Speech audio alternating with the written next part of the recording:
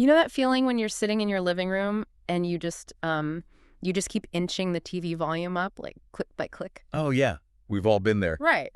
Or maybe you're at a crowded dinner party and everyone is laughing and you realize you are just kind of nodding along because you can barely track the conversation through all that background clatter. Yeah, that's a really common one. Or, and this is the one that really always catches my attention, you're lying in bed at night, it's dead silent in the house, but you notice this very subtle, high-pitched ringing just lingering in the background. And most of us, I mean, we just brush those moments off. We assume it's just the inevitable cost of getting older, like the tread wearing down on a tire. Exactly. We just accept it as this passive decline that we have absolutely no control over. But so we're diving into the ECHOXEN Guide to Holistic Hearing Wellness Strategies today, and it reveals a completely different reality, which is wild. It really is. Yeah, because your hearing health isn't just the switch that slowly dims as the years go by. It's actually a living, breathing ecosystem that's intimately tied to your daily habits. Right. So today, our mission for this deep dive is breaking down this guide to understand why hearing is this comprehensive web of lifestyle choices and how you actually have a massive amount of agency in preserving it. Yeah, and to do that, it requires a fundamental shift in how we view the body. Because what this guide successfully does is move us away from the fantasy of, well, a magic bullet for hearing loss. Right, there's no quick fix. Exactly. We have to stop looking for a single quick fix and start looking at the entire auditory ecosystem. Because every single habit you have throughout your day either actively supports that ecosystem or it actively stresses it. Okay, so before we talk about the habits themselves, I feel like we need to understand the hardware. If we're going to protect this ecosystem, we have to know what's actually happening inside the side of your head.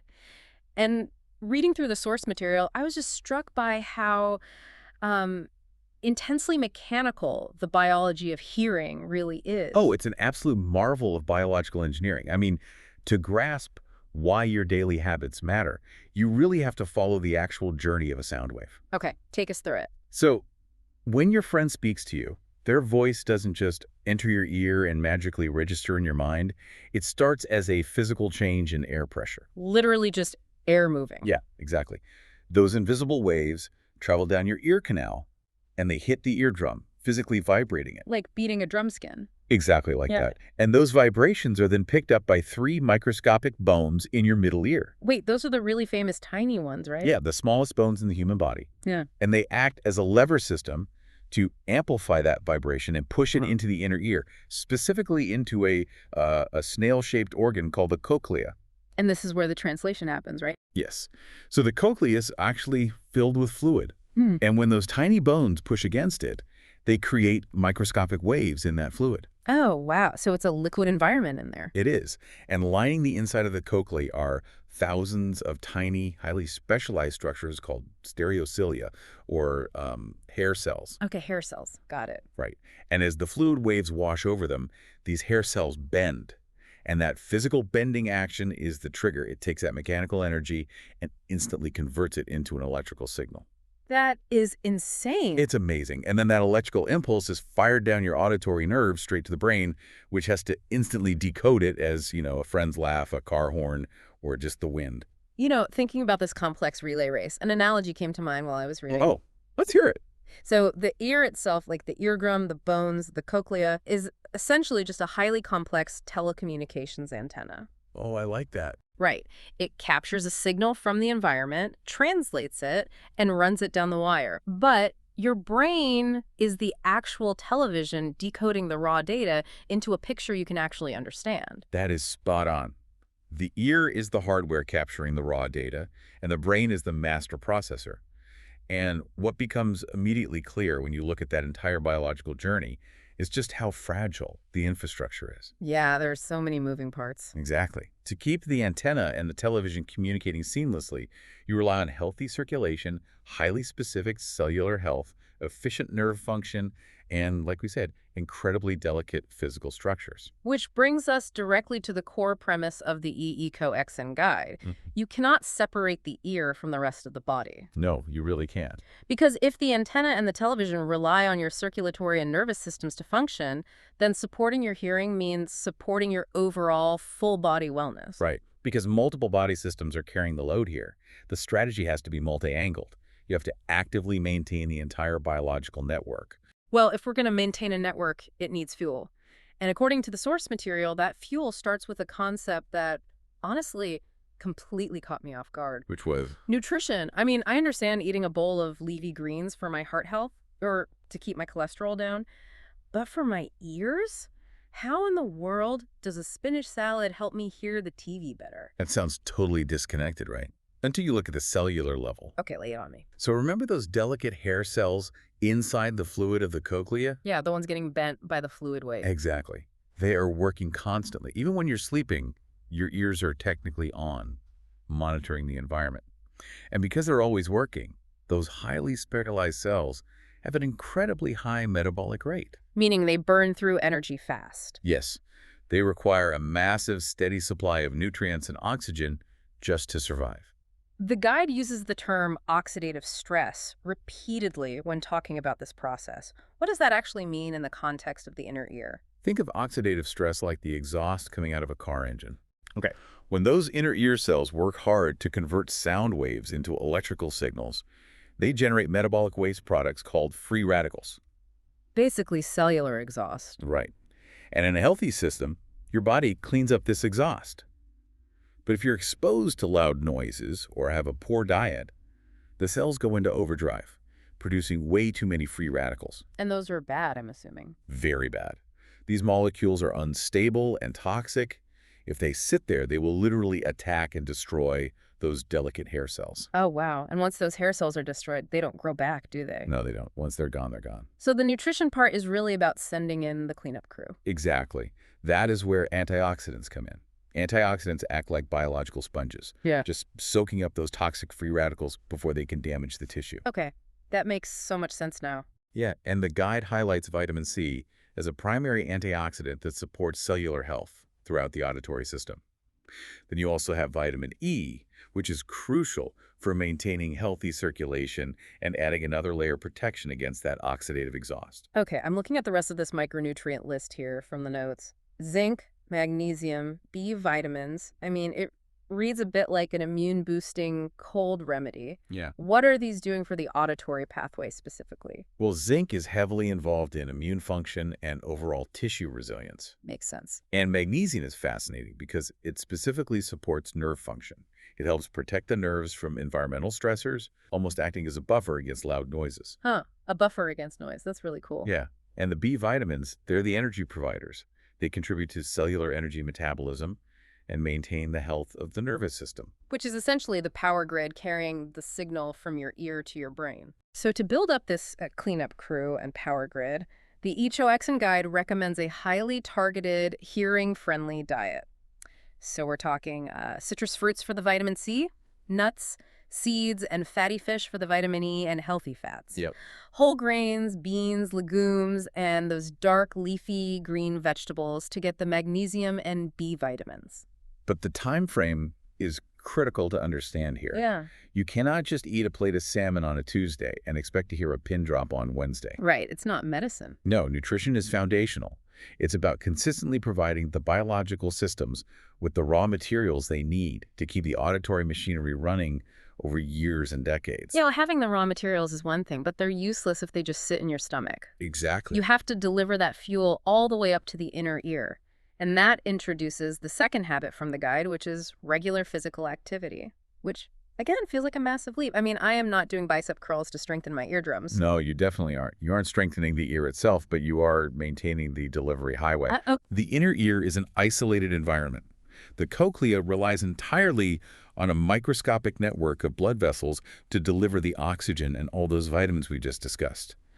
If your overall cardiovascular system is sluggish, the microcirculation in your ear really suffers. So the highway gets bogged down in traffic, and the vitamin C never actually reaches the hair cells to clean up the exhaust. Exactly, which leaves the inner ear completely vulnerable. Regular exercise supports cardiovascular wellness, keeping that blood pumping efficiently to the furthest reaches of your body. Including your head. Including your head. And the guide isn't suggesting you need to train for an ultramarathon here. It recommends moderate activities. Like what? Walking, swimming, cycling, yoga, light strength training, just activities that elevate the heart rate and support overall blood flow without placing excessive physical stress on the body. Okay, so it's the ultimate delivery mechanism.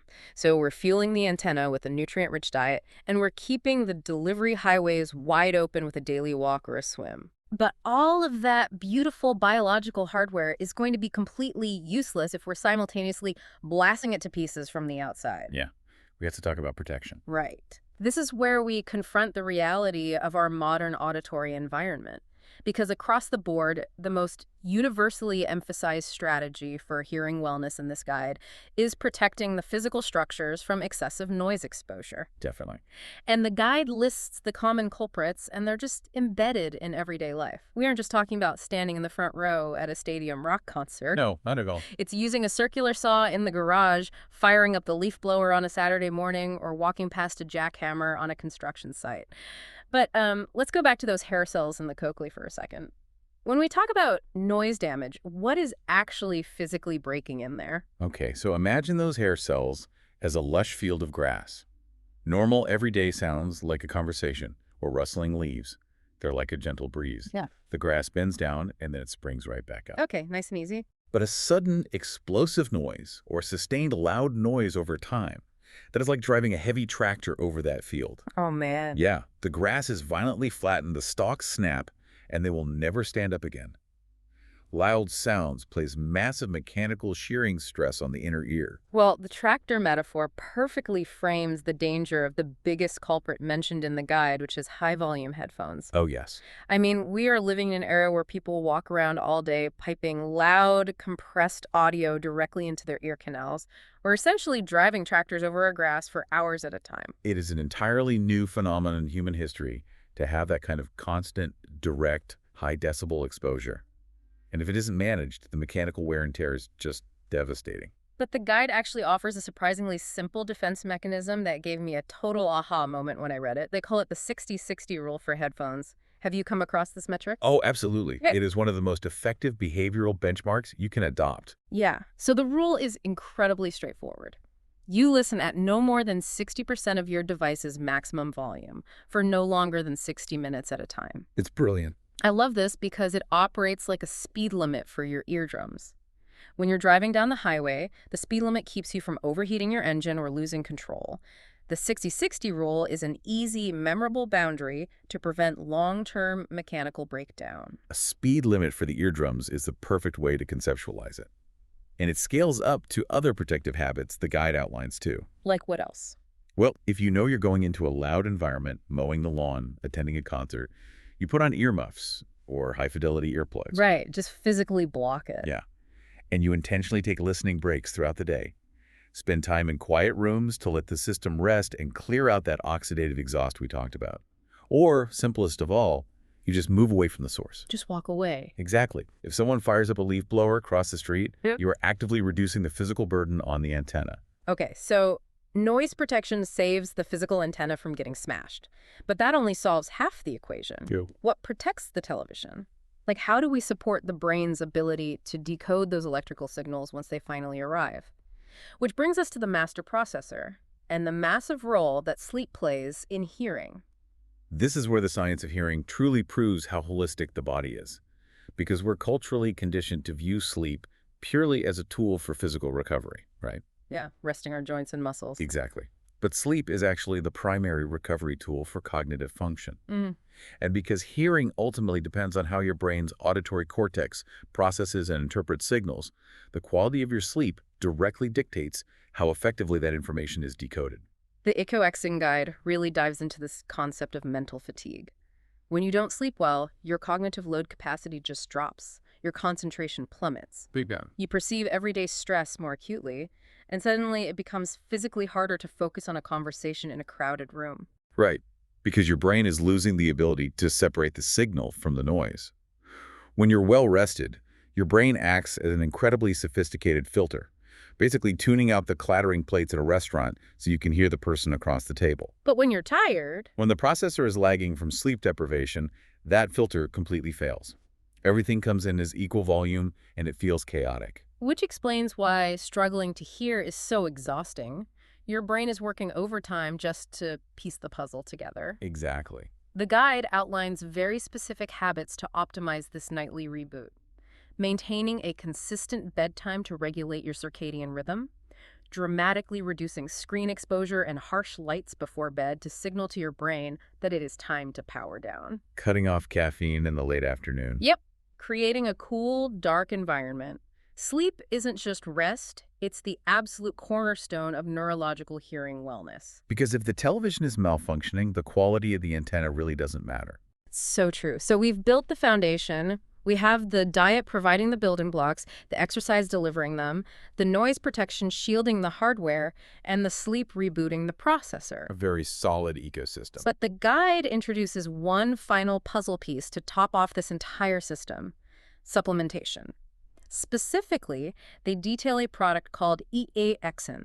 It describes it as a premium liquid hearing support formula containing plant extracts, vitamins, minerals, amino acids, and antioxidants, Right. all designed to support auditory function, mental clarity, and balance. And that formulation targets the very specific nutritional needs we discussed earlier.